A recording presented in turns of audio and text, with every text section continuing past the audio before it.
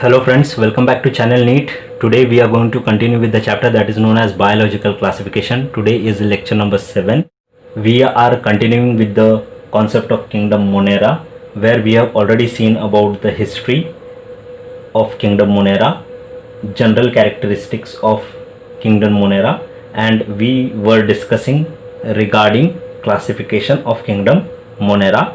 In previous video we have covered about introduction to the classification and who laid the proper foundation for the classification of bacteria. From here we will continue the topic of classification, where we'll be speaking with respect to the first group out of 6 which we have seen in the previous video: Archaebacteria, Actinomycetes, Rickettsia, Chlamydia, Mycoplasma and Eubacteria. We'll be continuing with Archaebacteria. So let us start with the first point regarding Archaebacteria.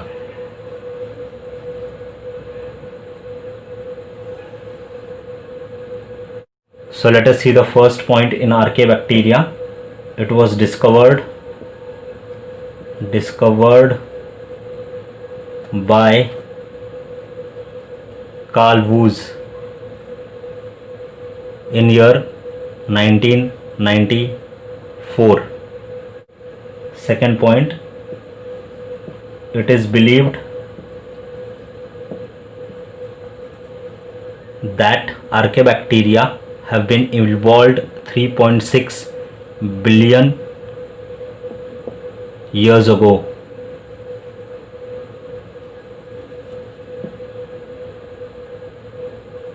Third point, Archaebacteria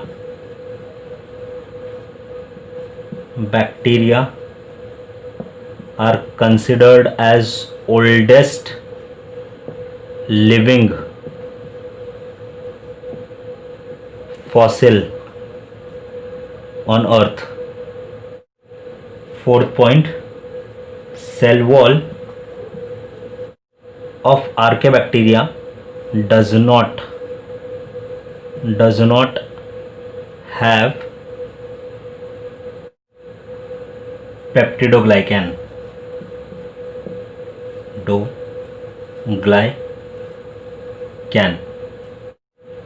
Fifth point, instead of peptidoglycan,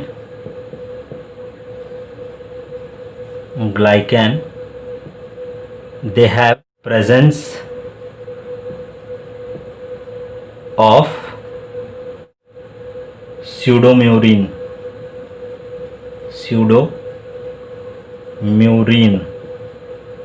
which is nothing but a protein. This is one of the property that has been seen in the cell wall of the Archaebacteria, and this property is very, very, very important. Fine.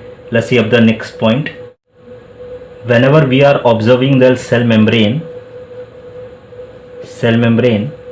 so in the cell membrane we can see single layer of branched chain lipid.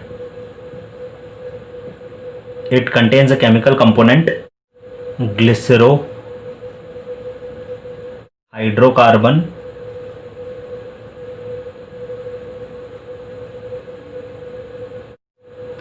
glycerol.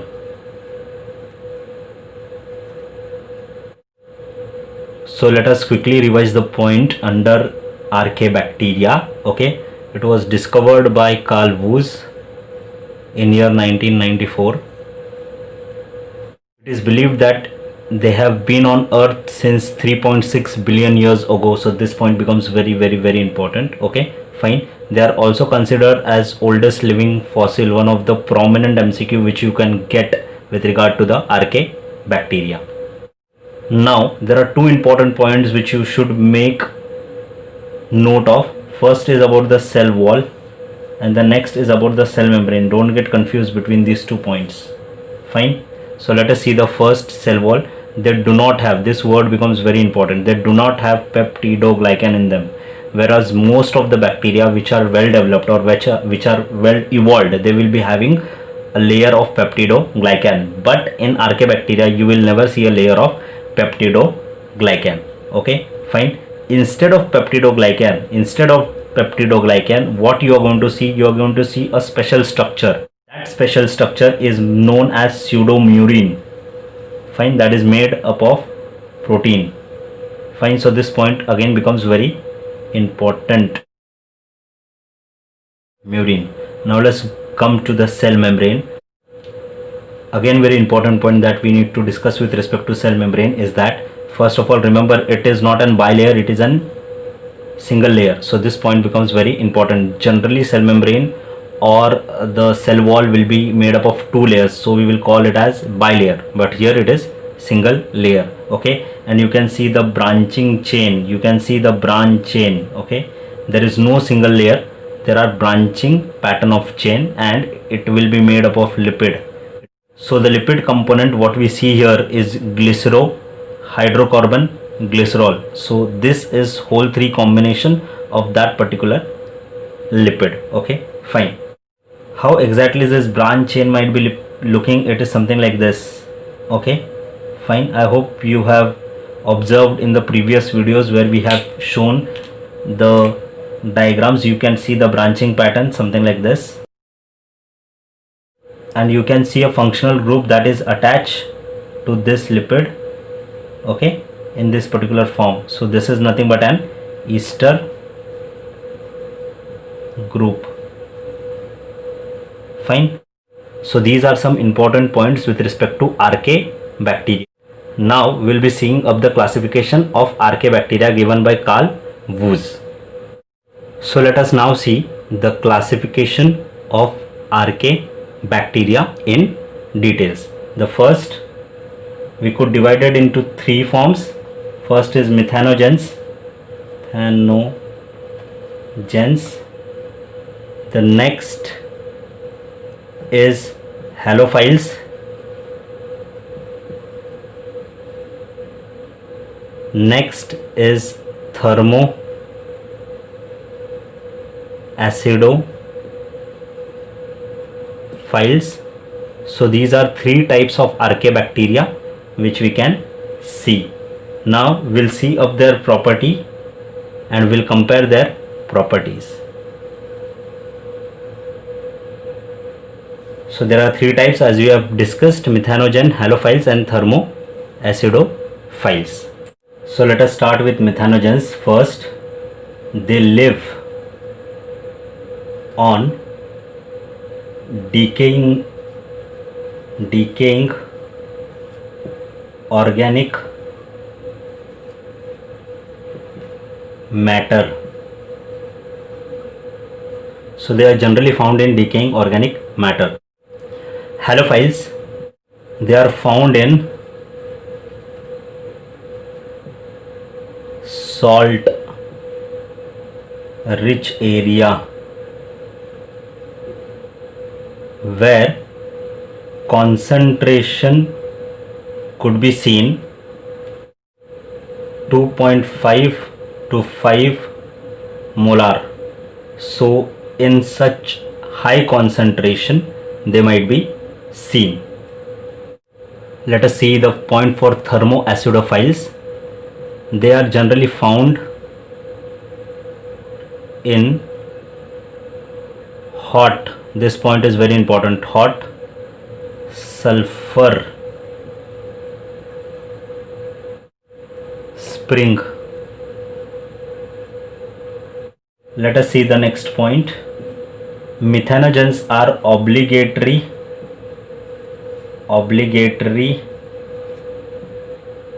anaerobic.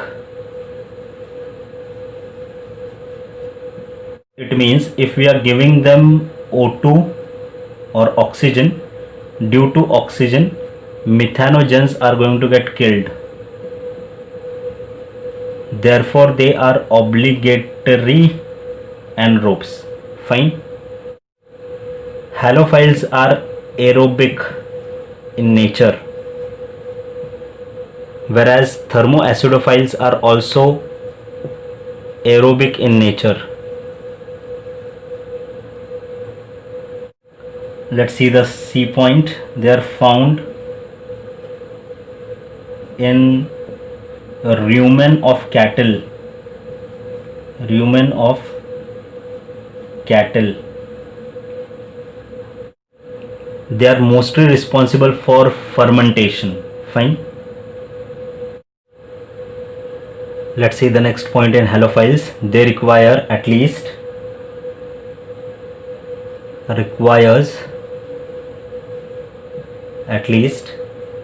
17 to 23% of NaCl. Let's see the next point in thermoacidophiles now. They live or they survive at around 80 degree centigrade. In pH could be as low as 2, that is nothing but acidic pH. Therefore the name thermoacidophiles. Let us see the next point in methanogens. They live on hydrogen. Let's see up the next point in halophiles. Let's see the next point. They are gram negative bacteria.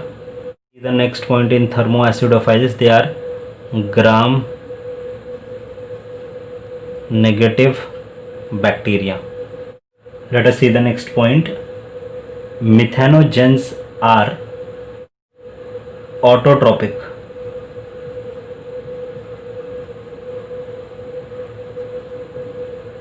Whereas halophiles are chemoheterotropic. Whereas thermoacidophiles are chemosynthetic. Means they are going to use chemical for the production of their food. Fine. They will be using chemicals and they will be dependent on some other animal, that is known as chemoheterotrophs. And autotropics are those who are going to make their own food. Generally halophiles will be appearing in red color.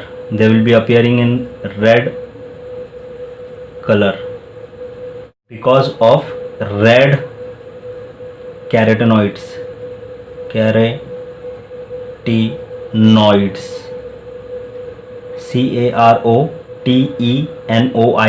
carotenoids. Now let us see some examples of each. So example of methanogens could be methanococcus and methanobacteria. Let us see example here. Example are halococcus, halobacterium.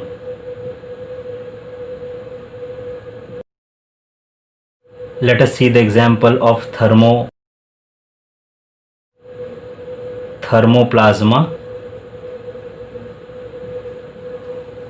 These are examples what we are going to see.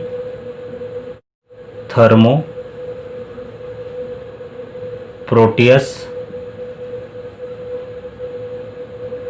and Sulfolobus.